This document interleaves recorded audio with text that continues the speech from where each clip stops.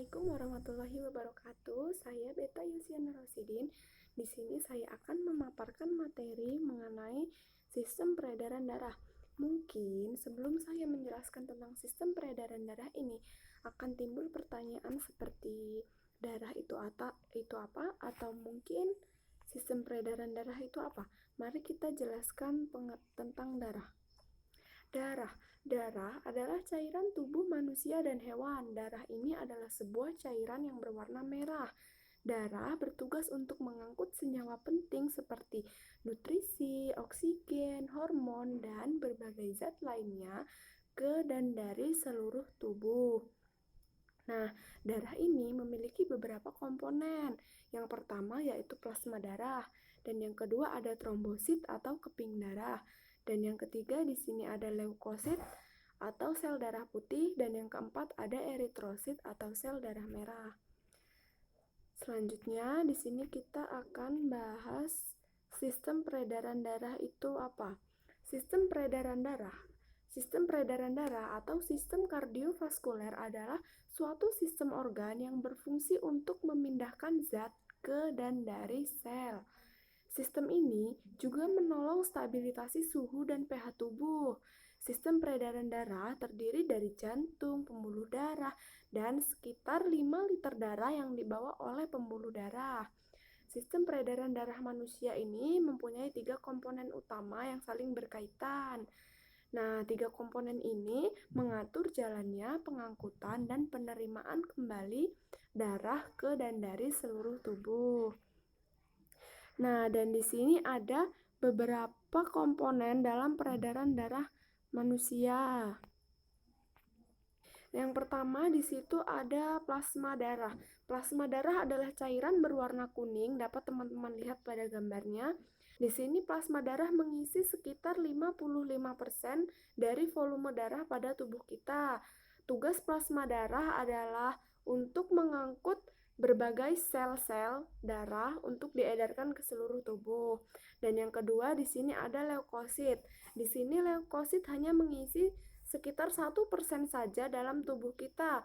Leukosit atau sel darah putih ini bertugas untuk membantu tubuh kita dalam memerangi zat asing seperti patogen atau kuman, bahkan mungkin jamur yang dapat menyebabkan timbulnya penyakit.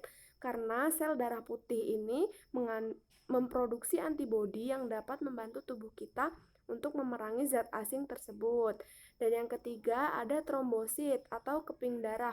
Di sini trombosit juga hanya mengisi sekitar 1% saja dari volume darah pada tubuh kita. Trombosit di sini mempunyai peran penting dalam pembekuan darah, dan trombosit yang pecah akan mengeluarkan trombokinase. Di sini akan bekerja bersama benang fibrin untuk menghentikan perdarahan dan merangsang pertumbuhan jaringan baru di area luka supaya tidak terjadi perdarahan yang lebih serius. Dan yang keempat di sini ada eritrosit atau sel darah merah.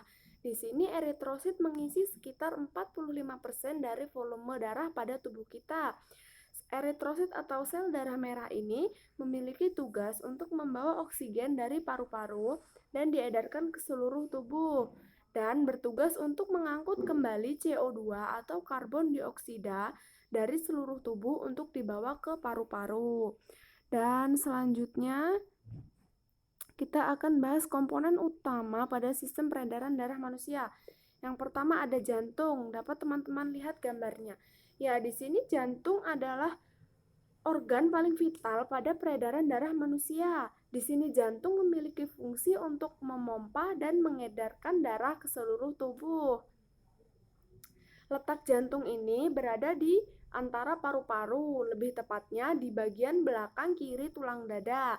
Ukuran jantung sekitar lebih besar dari kepalan tangan kita seperti ini, yaitu sekitar 200 sampai 245 gram. Di sini jantung memiliki 4 ruang utama, yaitu bilik kanan, bilik kiri, serambi kanan, dan serambi kiri. Dan jantung ini juga memiliki 4 katup yang saling memisahkan 4 ruang tersebut. Selanjutnya ada pembuluh darah. Di sini dapat teman-teman lihat gambarnya. Pembuluh darah merupakan pipa elastis yang juga merupakan bagian dari sistem sirkulasi darah. Pembuluh darah ini memiliki fungsi untuk membawa darah dari jantung dan ke bagian tubuh lainnya maupun sebaliknya. Nah, darah ini ada 3 pembuluh darah, yaitu arteri, vena, dan kapiler. Yang pertama yaitu pembuluh arteri. Pembuluh arteri bertugas membawa darah yang kaya akan oksigen dari jantung ke bagian tubuh lainnya. Di sini arteri mempunyai dinding yang elastis sehingga bisa menjaga tekanan darah untuk tetap stabil atau konsisten. Dan yang kedua ada pembuluh vena. Di sini pembuluh vena bertugas membawa darah yang miskin oksigen dari seluruh tubuh untuk kembali ke jantung. Nah, pembuluh vena ini berbeda dengan pembuluh arteri. Pembuluh vena mempunyai dinding pembuluh yang lebih tipis. Dan yang ketiga ada pembuluh kapiler. Di sini pembuluh kapiler bertugas untuk menghubungkan arteri terkecil dengan vena terkecil. Nah, di sini dindingnya sangat tipis sehingga memungkinkan pembuluh darah untuk bertukar senyawa atau mungkin dengan jaringan di sekitarnya. Dan berikutnya ada darah. Dapat teman-teman lihat gambarnya. Darah ini ada 4 komponen utama ya teman-teman, seperti yang sudah saya jelaskan sebelumnya, yaitu plasma darah, sel darah merah atau eritrosit, sel darah putih atau leukosit, dan trombosit atau keping darah. Selanjutnya, di sini ada mekanisme peredaran darah manusia. Mekanismenya ada 2. Yang pertama yaitu peredaran darah sistemik atau disebut dengan peredaran darah besar. Peredaran darah ini dimulai saat darah yang mengandung oksigen atau O2 dipompa dari bilik kiri jantung menuju seluruh tubuh dan kembali ke jantung. Atau singkatnya berasal dari jantung, diedarkan ke seluruh tubuh dan kembali ke jantung. Dan yang kedua di sini ada peredaran darah pulmonal atau umum disebut dengan peredaran darah kecil. Peredaran darah ini dimulai saat darah yang mengandung CO2 atau karbon dioksida dipompa dari bilik kanan jantung untuk menuju paru-paru dan kembali ke jantung. Atau singkatnya, peredaran darah pulmonal adalah yang berasal dari jantung menuju paru-paru dan kembali ke jantung. Selanjutnya di sini ada fungsi peredaran darah manusia. Fungsinya ada 3. Yang pertama yaitu untuk mengedarkan darah ke seluruh tubuh, dan yang kedua untuk melindungi tubuh melalui sel darah putih dengan melawan patogen atau kuman yang telah masuk ke dalam tubuh kita. Karena sel darah putih atau leukosit ini memproduksi antibodi yang dapat membantu kita untuk memerangi zat asing tersebut. Dan yang ketiga di sini berfungsi untuk mempertahankan homeostasis atau keseimbangan dalam tubuh pada beberapa kondisi internal. Selanjutnya di sini penyakit yang mampu mengganggu peredaran darah. Yang pertama di sini ada hipertensi. Hipertensi atau umum disebut dengan penyakit darah tinggi adalah keadaan di mana jantung bekerja untuk memompa darah lebih keras, dan jika keadaan ini dibiarkan tanpa pengobatan, maka dapat mengakibatkan komplikasi seperti serangan jantung atau mungkin stroke dan bahkan dapat terjadi gagal ginjal. Dan yang kedua, ada aneurisma aorta. Aneurisma aorta merupakan penggelembungan di dinding aorta. Aorta sendiri merupakan pembuluh darah utama dan terbesar pada manusia. Nah, di sini aneurisma yang membesar ini mampu pecah, teman-teman. Dan apabila itu pecah, dapat menyebabkan perdarahan atau bahkan kematian.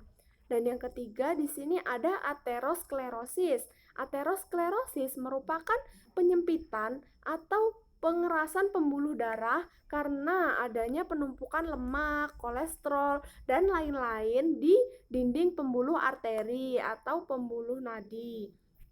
Dan selanjutnya ada penyakit jantung. Di sini penyakit jantung adalah suatu istilah yang mencakup segala suatu gangguan yang terjadi pada jantung, yaitu yang meliputi aritmia atau arteri koroner dan lain sebagainya. Dan di sini yang kelima ada varises. Varises merupakan pembuluh vena yang membengkak dan terlihat menonjol di permukaan kulit. Kondisi ini dapat disebabkan karena aliran darah yang seharusnya mengalir atau dialirkan ke jantung, tapi malah justru kembali ke kaki. Nah, mungkin itu saja yang dapat saya jelaskan. Saya mohon maaf apabila ada salah kata. Saya akhiri. Wassalamualaikum warahmatullahi wabarakatuh. See you.